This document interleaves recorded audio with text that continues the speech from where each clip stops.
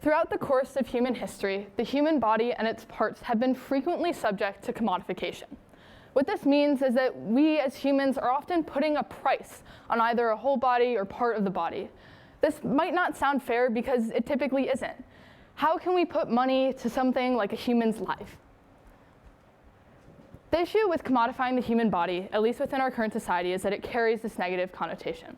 This is for two reasons, the first being its oppressive past and present, and the second being the question of fairness that inevitably arises when we talk about selling people's bodies or selling parts of their bodies. First, we have this oppressive past and also current situation. When we talk about commodifying the human body, what we typically reference or think about are despicable practices like slavery or human trafficking that have existed in the past and also continue to affect modern day. Secondly, we have this question of fairness. If we're putting money on someone's organs or someone's body, and we're giving people incentive to sell parts of their body, we're inevitably going to be targeting the groups most in need of money. What ends up happening is that these systems are typically unequal and exploitative. And yet, we as societies keep on returning to this question. Is it ever acceptable to commodify the human body and its parts? That's because this question is at the forefront of one of the most important discussions of human rights and healthcare of the 21st century, organ donation. This might sound a bit detached from the topic of organ donation, but bear with me. We all have a superpower. It's this hidden superpower. Normally, we can't access it fully until we die, though you can access it in parts while still alive, and it's perhaps more meaningful to do so. The superpower is saving other people's lives through organ donation.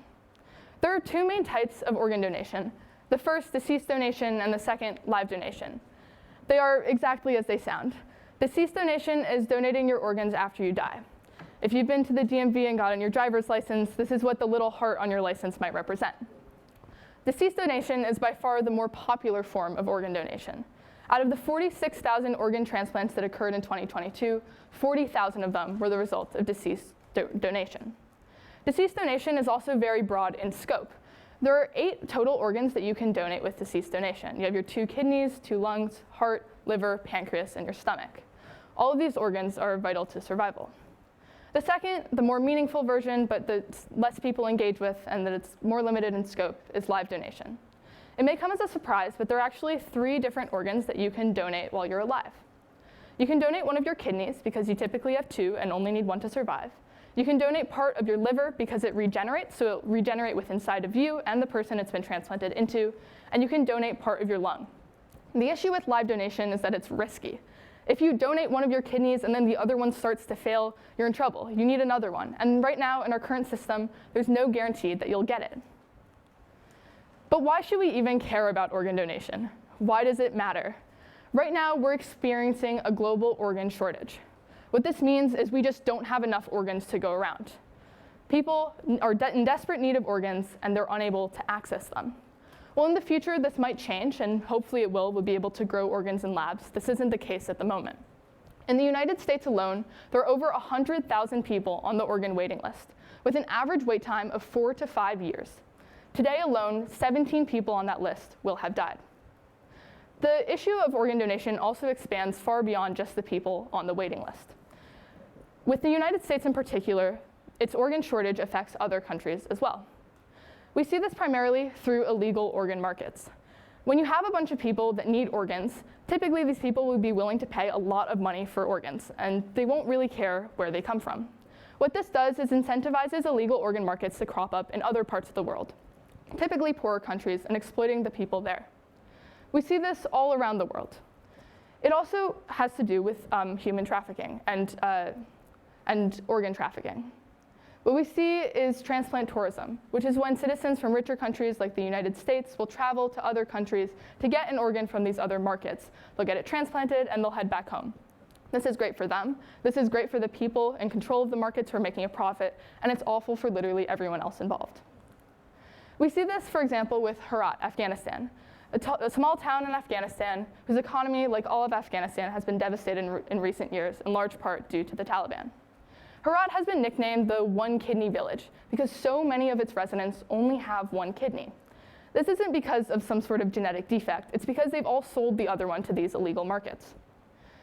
They're so in desperate need of money to pay for food, for healthcare, for shelter, for water, etc., that they're willing to sell an organ for a couple hundred, maybe a couple $1,000s. The issue is these procedures typically backfire. What ends up happening is they're left either scammed or in a worse state because the procedure was unsafe, or something else goes wrong and the money isn't able to be used for what it was supposed to be used for. And they end up worse off than they were before. And so it seems like we need to address this shortage. We have to find a way to fix the shortage that we're currently dealing with. Let's start by looking at the United States. Well, you might say, Kyla, what if we increase the amount of deceased organs and deceased donors in the US? Maybe that would fix it. Maybe suddenly we'll be able to have enough organs for everyone. The issue is that's not going to work. How many of you are deceased organ donors? This means you have a little heart on your driver's license. Okay, we're less than like the average of the United States, so clearly you all are trying to sabotage me. But in the US, there are about 170 million people registered as deceased organ donors. That's over 50% of the population. Furthermore, only 3 in every 1,000 people die in a way that allows their organs to be transplanted. The issue is the paramedics have to arrive in time. They're working within a short time frame, and either they won't arrive in time or the death will be gruesome enough that they won't be able to salvage your organs and transplant them into someone else. And so it's a very low percentage of people and deceased donors who actually have that donation actualized. Finally, deceased donation relies on one very important thing, the deceased part of it. You need people to die.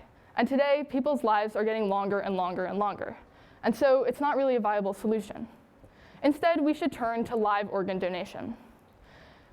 The main concern people have with live organ donation, beyond it being risky to give up one kidney and ending up with one that's still failing, is that maybe it won't account for the hearts and the pancreas and the stomachs that people need. That's right, live organ donation does not account for those organs, but those aren't the organs that we need right now. Over 85% of the people on the organ waiting list are in need of a kidney. And a kidney is one of the few organs that you can get through live donation. So presumably, if you're able to increase the amount of live donation, you should be able to increase the amount of total organs available and address the shortage. In other words, we have to harness our societal superpower. We each have this individual superpower of live organ donation, and we need to bring it together collectively. Earlier I said that organ donation and the organ shortage is a global issue. That's not entirely true. It's a global issue with the exception of one country. Literally everywhere else in the world has an organ shortage, except for Iran. Iran has no organ shortage, and they have no organ waiting list because everyone who needs an organ automatically gets one. That's because they have what's called an open organ market, which is essentially a legalized version of these illegal organ markets we see elsewhere. The government will partner with local organizations, typically nonprofits, and pay their citizens to sell them their kidneys or other organs. What we've seen in Iran is that this has been wildly successful.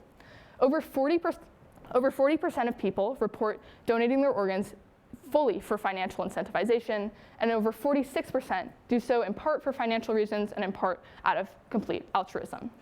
And so the question becomes, can we implement this viably in the United States to address the shortage we have right now?